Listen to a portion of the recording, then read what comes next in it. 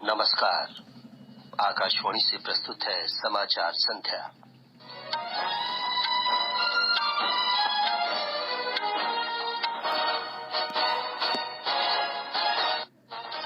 प्रधानमंत्री नरेंद्र मोदी ने कहा, अमृतकाल के दौरान सरकारी योजनाओं का पूरा लाभ सबको पहुंचाने का सरकार का लक्ष्य।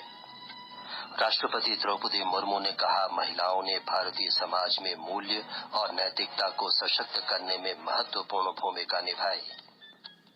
त्रिपुरा विधानसभा चुनाव के लिए प्रचार जोरों पर। मेघालय और नागालैंड में कल नाम वापस लेने का अंतिम दिन। तुर्की और सीरिया में भूकंप से मृतकों की संख्या 17,000 से अधिक हुई। तुर्की के इस्कंदरन में सेना के फील्ड अस्पताल ने काम करना शुरू किया और नागपुर में गावस्कर बॉर्डर ट्रॉफी क्रिकेट श्रृंखला के पहले मैच में ऑस्ट्रेलिया की पहली पारी 177 रन पर सिमटी। समाचार संध्या के साथ मैं विमलेंदु पांडे। प्रधानमंत्री नरेंद्र मोदी ने कहा है कि सरकार ने अमृतकाल के दौरान योजनाओं का लाभ सभी को मिलने का लक्ष्य रखा है। उनकी सरकार लोगों की आकांक्षाओं तथा अपेक्षाओं से प्रेरित है। सरकार मुद्दों का स्थायी समाधान ढूंढने के लिए पूरी प्रतिबद्धता के साथ काम कर रही है। श्री मोदी राज्यसभा में राष्ट्रपति के अभिभाषण पर धन्यवाद प्रस्ताव पर चर्चा का जवाब दे रहे थे। उन्होंने कहा कि उनकी सरकार ने कार्य करने की एक नई संस्कृति विकसित की है, जिसका लाभ समाज के हर वर्ग को बिना किसी भेदभाव के मिल रहा है। हर योजना के जो लाभार्थी है 100% लाभ कैसे पहुंचे, बिना रोक टोक के लाभ पहुंचे। और मैं कहता हूं, अगर सच्चा पंथ निरपेक्षता है तो यही है, सच्चा सेक्युलरिज्म है तो यही है। और सरकार उस राह पर बड़ी ईमानदारी के साथ चल पड़ी है। प्रधानमंत्री ने कांग्रेस पार्टी पर आरोप लगाया कि उसके शासन में देश का अपेक्षित विकास नहीं हुआ, जबकि उस दौरान छोटे छोटे देशों ने भी सफलता की ऊंचाइयों को हासिल किया। श्री मोदी ने समाज के हर वर्ग के कल्याण के लिए अपनी सरकार की योजनाओं के बारे में जानकारी दी। प्रधानमंत्री ने जनधन योजना, ढांचागत परियोजनाओं, डिजिटल इंडिया पहल, आयुष्मान भारत, एलपीजी कनेक्शन और महिलाओं तथा समाज के वंचित वर्गों के सशक्तिकरण के लिए किए गए प्रयासों का उल्लेख किया। हमारी माताओं, बेटियों को, बहनों को लकड़ी के धुएं से जिंदगी में मुसीबतें झेलनी न पड़े, इसलिए हमने उज्ज्वला योजना से गैस का कनेक्शन दिया। पीने का पानी के लिए जूझना न पड़े, हमने नल से कल तक पानी पहुंचाने का अभियान चलाया। कितनी ही गंभीर बीमारी हो, उन माताओं बहनों को आयुष्मान कार्ड दे करके अस्पताल में बड़ी से बड़ी बीमारी से मुक्ति का रास्ता हमने खोल दिया है। प्रधानमंत्री नरेंद्र मोदी ने कहा कि स्वतंत्रता के बाद से देश के 18,000 से अधिक गांवों में बिजली नहीं थी। मोदी ने बताया कि उनकी सरकार ने इन क्षेत्रों में निर्धारित समय के भीतर विद्युतीकरण करना सुनिश्चित किया है। आजादी का दशकों के बाद इस देश में 18,000 से ज्यादा गांव ऐसे थे जहां बिजली नहीं पहुंची थी, और हमने हर गांव में बिजली पहुंचाने का संकल्प उठाया। समय सीमा में 18,000 गांवों में बिजली पहुंचाई, और उस चुनौतीपूर्ण काम करने के पीछे गांवों में एक नई जिंदगी की अनुभूति हुई। देश की व्यवस्था पर उनका विश्वास बढ़ा। प्रधानमंत्री के भाषण के बाद कांग्रेस, तृणमूल कांग्रेस, राष्ट्रवादी कांग्रेस पार्टी और अन्य दलों के सदस्यों ने बहिर्गमन किया। बाद में सदन ने राष्ट्रपति के अभिभाषण पर धन्यवाद प्रस्ताव को स्वीकार कर लिया। इससे पहले राज्यसभा में भोजनावकाश के बाद राष्ट्रपति के अभिभाषण पर प्रधानमंत्री नरेंद्र मोदी के जवाब के दौरान विपक्ष के हंगामे के कारण सदन की कार्यवाही बार बार बाधित हुई। लोकसभा में आज वर्ष 2023-24 के केंद्रीय बजट पर फिर चर्चा शुरू हुई। चर्चा में भाग लेते हुए वाईएसआर कांग्रेस के सांसद भरत राम मारगानी ने इसे व्यापक बजट बताया। तृणमूल कांग्रेस के प्रोफेसर सौगत राय ने बजट को अवसरवादी बताते हुए कहा कि इसमें भविष्यवादी दृष्टिकोण का अभाव है। मार्क्सवादी कम्युनिस्ट पार्टी के एएम आरिफ का कहना था कि मनरेगा के लिए धन आवंटन में कमी कर दी गई है। राष्ट्रपति द्रौपदी मुर्मू ने देश के सामाजिक और आर्थिक सुधार में महिलाओं की भागीदारी पर जोर दिया है। वे आज गुरुग्राम में ब्रह्म कुमारी ओम शांति आश्रय स्थल केंद्र में मूल्य पर आधारित समाज की स्थापना के तौर पर राष्ट्रीय अधिवेशन के उद्घाटन समारोह को संबोधित कर रही थीं। राष्ट्रपति मुर्मू ने ब्रह्म कुमारी संगठन के कार्यों की सराहना की। उन्होंने कहा, जहां कहीं महिलाओं को समान अवसर मिले हैं, उन्होंने पुरुषों से बढ़ चढ़कर काम किया है। राष्ट्रपति ने कहा कि महिलाओं ने भारतीय समाज में मूल्य और नैतिकता को सशक्त करने में महत्वपूर्ण भूमिका निभाई है।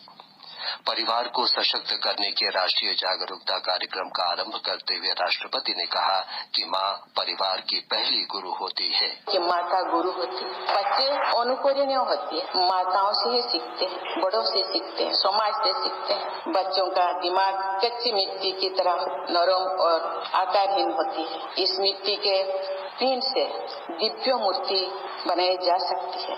माँ यदि चाहे तो बच्चों को दिव्यता दे सकती है, यानी माताओं के प्रयासों से परिवार एक आदर्श परिवार बन सकता है। प्रधानमंत्री नरेंद्र मोदी कल उत्तर प्रदेश वैश्विक निवेशकर्ता शिखर बैठक का उद्घाटन करेंगे। इस अवसर पर वे वैश्विक व्यापार और निवेश UP2 की भी शुरुआत करेंगे। वैश्विक निवेशकर्ता शिखर बैठक 10 से 12 फरवरी तक होगी। प्रधानमंत्री कल महाराष्ट्र का दौरा भी करेंगे। श्री मोदी मुंबई में दोपहर बाद छत्रपति शिवाजी महाराज टर्मिनस से मुंबई सोलापुर वंदे भारत ट्रेन और मुंबई साईनगर शिरडी वंदे भारत रेलगाड़ी को हरी झंडी दिखाएंगे। ये देश की 9वीं और 10वीं वंदे भारत रेलगाड़ियां होंगी। ये समाचार हमारी वेबसाइट newsonair.com/हिंदी और हमारे mobile app news on AIR पर भी उपलब्ध हैं। निकल पड़े स्वाधीनता के पथवाले, स्वतंत्रता संग्राम की सुनी अनसुनी कहानियों के साथ मुट्ठी भर अंग्रेज और हमारे विशाल देश पर राज करने का स्वप्न देख रहे हैं, पर हम इनके स्वप्न को चकनाचूर कर देंगे। सुनिए स्वराज का ऑडियो संस्करण शनिवार को पूर्वाह्न 11 बजे से ऑल इंडिया रेडियो नेटवर्क पर। समाचार संध्या में आपका फिर स्वागत है। त्रिपुरा, मेघालय और नागालैंड में विधानसभा चुनाव के लिए प्रचार तेज हो गया है। सभी राजनीतिक दल मतदाताओं को अपने पक्ष में करने में लगे हुए हैं। भारतीय जनता पार्टी के राष्ट्रीय अध्यक्ष जगत प्रकाश नड्डा ने कहा कि 2018 में त्रिपुरा में जब से भारतीय जनता पार्टी सत्ता में आई है, वहां शांति और खुशहाली है तथा राज्य में विकास हो रहा है।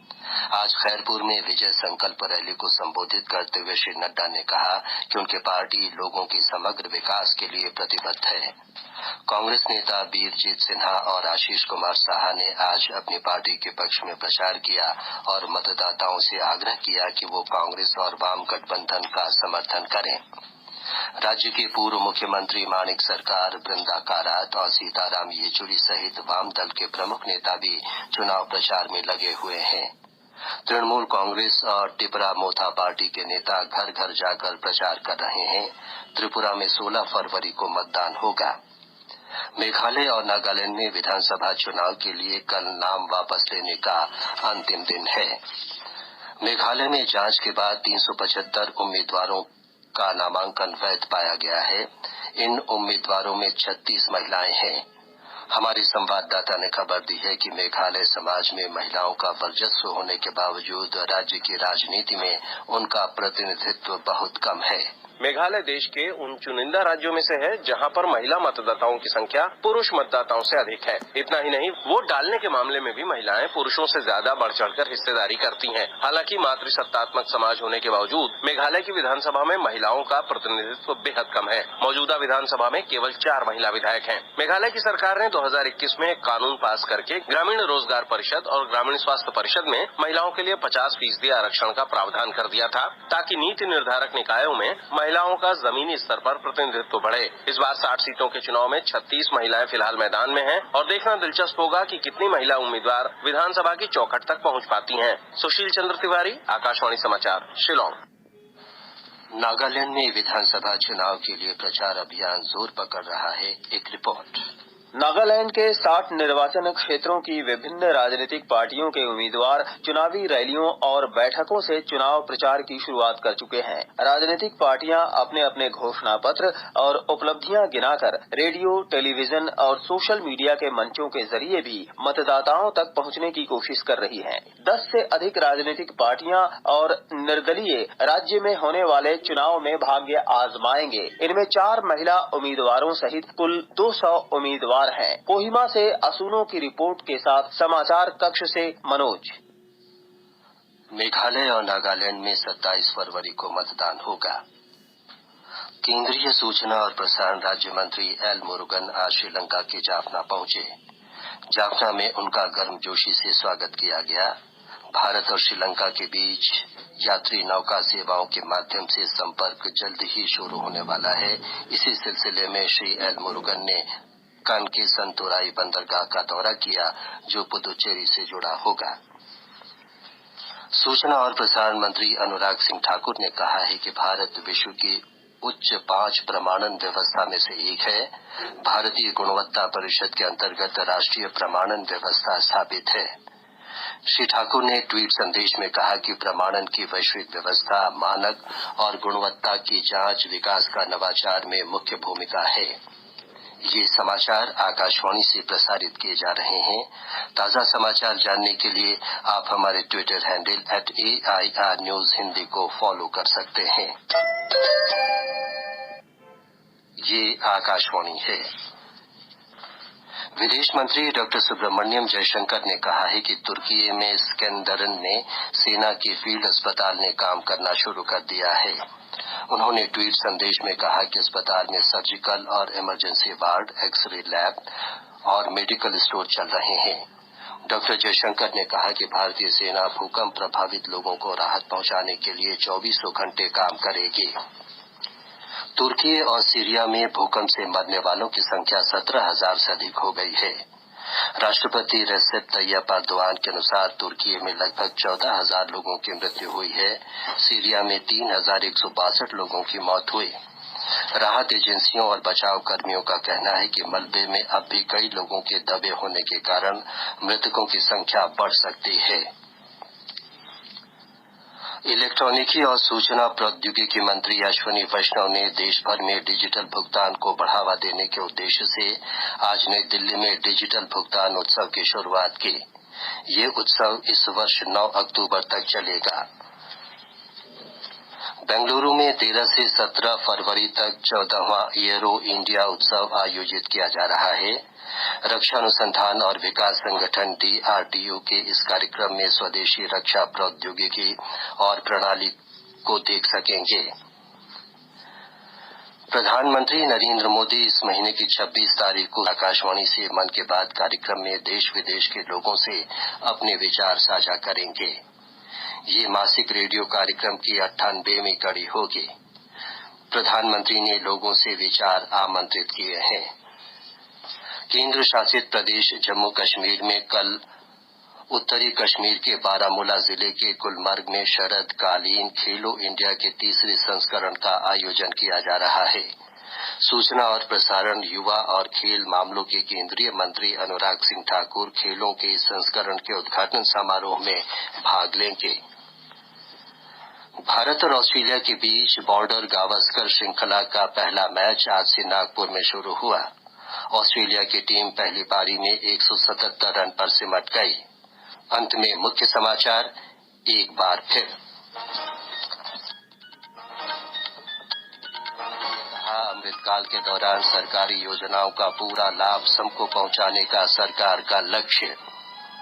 राष्ट्रपति द्रौपदी मुर्मू ने कहा, महिलाओं ने भारतीय समाज में मूल्य और नैतिकता को सशक्त करने में महत्वपूर्ण भूमिका निभाई है। त्रिपुरा विधानसभा चुनाव के लिए प्रचार जोरों पर। मेघालय और नागालैंड में कल नाम वापस लेने का अंतिम दिन। तुर्की और सीरिया में भूकंप से मृतकों की संख्या 17,000 से अधिक हुई। इसके साथ ही समाचार संध्या का ये अंक समाप्त हुआ। नमस्कार।